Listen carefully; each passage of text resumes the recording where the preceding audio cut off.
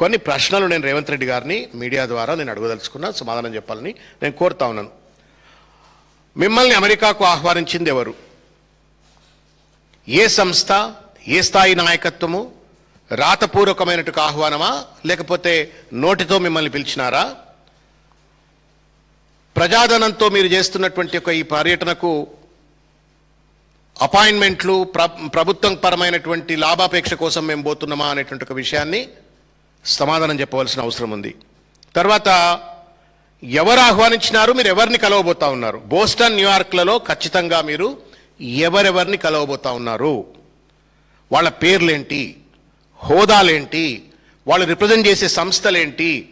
మీరు తెలంగాణ రాష్ట్ర ముఖ్యమంత్రి హోదాలనే పోతున్నప్పుడు తప్పనిసరిగా సాధికారికంగా G8 దగ్గర ఈ ఇన్ఫర్మేషన్ అంతా ఉండాలా, ఇది బహిర్గతం చేయాలని చెప్పని నేను కోరుతా ఉన్నాను. What is the venue of all these meetings? ఇప్పుడు మీరు నేను ఇంతకుముందు చెప్పినట్టుగా వారు సర్క్యులేట్ చేసినటువంటి ఒక ఎజెండాలో 27, 28, 29 3 రోజుల పాటు ఒక abstract statement, meeting of global CEOs, industries అని ఉన్నది. అంటే ఎక్కడ కలవబోతున్నావు, ఎవరిని కలవబోతున్నావు, ఎప్పుడు కలవబోతున్నావు? ఈ సమాధానం చెప్పాలి కదన్నా. ఉట్టేనే ఒక ముఖ్యమంత్రి పోయి 3 రోజుల పాటు ఢిల్లీలో గాయపైపోతాడు in the name of meeting some industrialist అని అంటే అది నడవదు. నీకు నాకు ఆ ఫ్రీడమ్ ఉందన్న. ప్రసాద్ అన్న, శ్రవణ్ ఇద్దరు అమెరికా పోతే మనం ఏడన్నా గాయబ్ కావచ్చు, ఎవరు అడగరు. But being a diplomat of the country, dignitary of the country, being a constitutionally appointed chief minister, నీ ప్రతి సెకండ్ ఈ స్క్రూటినీ అండ. ఏ హోటల్లో ఉన్నావు, ఊరు బయట హోటల్లో ఉన్నావా, ఊరు మధ్య హోటల్లో ఉన్నావా, ప్రైవేట్ హోటల్లో ఉన్నావా లేదా ప్రభుత్వ గెస్ట్ హౌస్లో ఉన్నావా? Everything has to be minute by minute recorded and then should be maintained by the general administration department.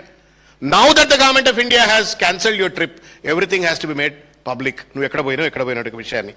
తర్వాత ప్రతి ఒక్క మీటింగ్ ఎజెండా అయింది, ఇవన్నీ కూడా చెప్పాలా.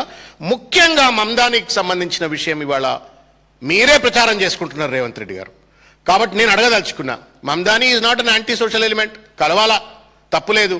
మరి మమ్దానిని కలవాలా అని చెప్పని అనుకున్నప్పుడు మమ్దాని పేరు ఎందుకు లేదు ఈ షెడ్యూల్లో? ఇదేమో మమ్దానికి సంబంధించింది అని చెప్పని ట్రిబ్యునల్ తర్వాత జాగరణ రాసిండ్రన్న, ఈయనను కలవడానికి పోతున్నారు అని చెప్పని గవర్నమెంట్ ఆఫ్ ఇండియా ఆపింది అని చెప్పని ప్రచారం చేస్తున్నారు. దీన్ని రేవంత్ రెడ్డి హ్యాండిల్స్ కూడా ప్రచారం చేస్తున్నారు. ఇఫ్ దట్ ఈస్ సో, ఇవాళ తెలంగాణ ప్రజలను మభ్యపెట్టి రాజకీయంగా లబ్ధి పొందాలనే ప్రయత్నం చేస్తున్న ముఖ్యమంత్రి గారు and team has to explain to the people of Telangana that why in this schedule the name of Mamdani is not mention. ఎందుకు పెట్టలేదు మరి? ఇక్కడనేమో లబ్ధి పొందాలని ప్రయత్నం చేస్తున్నావు.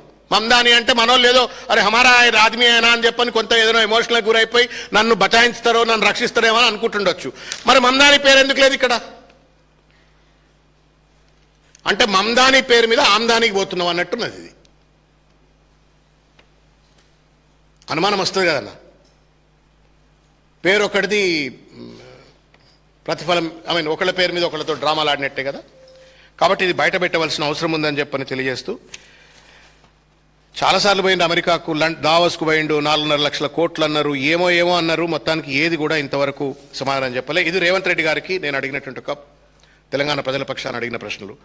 మినిస్ట్రీ ఆఫ్ ఎక్స్టర్నల్ అఫైర్స్ వారికి కూడా నేను I'm making a demand. You have a right to deny anybody's visit, absolutely, but you also have obligation to explain why you have denied the permission. చెప్పాలా? ఇన్అప్రాప్రియేట్ అని చెప్పని మా ముఖ్యమంత్రి పైన brand వేసి నువ్వు ఆ పర్యటనకు సంబంధించిన పూర్తి వివరాలను బయట పెట్టకపోతే, if you don't explain what does that mean by inappropriate అంటే మీరిద్దరు కలిసి డ్రామాలు ఆడుతున్నట్టే లెక్క. అంటే ఎక్కడో ఒక దగ్గర ట్రిప్ ఆపేంత వరకు ఓకే, కానీ రేవంత్ రెడ్డి గారికి ఏమీ ప్రమాదం జరగవద్దు, ఆయనను కొంచెం కాపాడుకుందాం అని చెప్పని you are covering up with the just word called inappropriate. Why Ministry of External Affairs is not disclosing the entire schedule, which is certainly inappropriate. Inappropriate అయినట్టుగా షెడ్యూల్ బయట ఎందుకు పెడతలేదు మరి? అది పెట్టమని చెప్పని స్పష్టంగా చెప్పండి. ప్రతిపాదిత ముఖ్యమంత్రి అమెరికా కార్యక్రమంలో ఏ సమావేశము, ఏ ఈవెంటు, ఏ వ్యక్తి, ఏ కార్యకలాపము ఆయన పదవికి తగనిది, అసమంజసమైనది అని చెప్పని వాళ్ళ ఎంఏ వాళ్ళు సమాధానం చెప్పవలసిన అవసరం ఉంది. 2024కు పర్మిషన్ ఇచ్చినటువంటి వాళ్ళు 2026కు ఏం మారింది? అప్పుడెందుకు క్లియర్ చేసిండ్రు, ఇప్పుడెందుకు క్లియర్ చేయలేదు? What is the change? ఆయన ప్రోగ్రామ్స్లో ఉన్నటువంటి ఒక మార్పు ఏంది? సమాధానం చెప్పండి. నిజంగానే ఇవాళ భారతదేశంలో ఉన్నటువంటి ఒక అత్యంత ప్రామాణికత కలిగినటువంటి ఒక మీడియా హౌసెస్ మమ్దాని పేరే కనుక బయట పెట్టినట్టయితే please tell the world, we don't approve it. మమ్దానిని మా ముఖ్యమంత్రి కలవద్దు అని మేము చెప్పాం.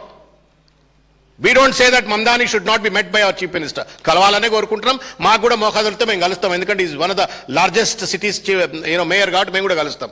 ఒకవేళ కేంద్ర ప్రభుత్వానికి మమ్దానిని కలవడమే కనుక కష్టమైనట్టయితే మాకు చెప్పండి, మాకు తెలియాలా? ఇన్అప్రాప్రియేట్ అనే ఒక పదం పెట్టి మమ్దానిని రేవంత్ రెడ్డిని టార్గెట్ చేస్తామంటే కూడా అది సమంజసం కాదు. కాబట్టి మమ్దానినే కలవడానికి పోయిందా, ఇంకోటి కలవడానికి సమాధానం చెప్పాలని చెప్పని నేను కోరుతా ఉన్నాను. ఈ బోస్టన్, న్యూయార్క్లలో ఆయన అవాంఛిత సమావేశాలు ఏంటి? ఆయన నిజంగానే సొంత పెట్టుబడులు పెట్టడానికి పోయిందా, రాష్ట్రానికి పెట్టుబడులు తీసుకురావడానికి పోయిందా? ఈ క్రిప్టోలు, బిట్ కాయిన్లు ఇటువంటి ఏమైనా అంటా ఉన్నారు, ఇటువంటి ఏమైనా మీకు తెలిసినాయా?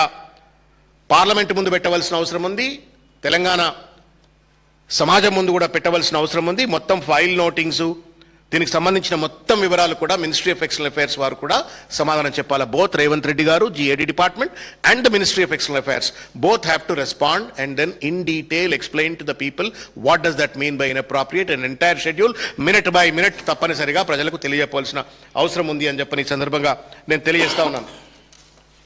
ఇకపోతే నేను ఒక విషయం తమరి దృష్టికి తీసుకొచ్చే ప్రయత్నం చేస్తా. నేను ఒకటే ఒక మాట చెప్తున్నానా, నిజాయితీ ఉన్నోడు దాచుకోడన్నా. నీతి, నిజాయితీ, సత్యం మీద రాజకీయం చేసేటాడు, సత్య ప్రమాణం మీద ఈ ట్రిప్ చేయాలనుకున్న రేవంత్ రెడ్డి గారు నిజంగానే సత్యవంతుడైనట్టయితే ఈ వివరాలు దాచిపెట్టొద్దు.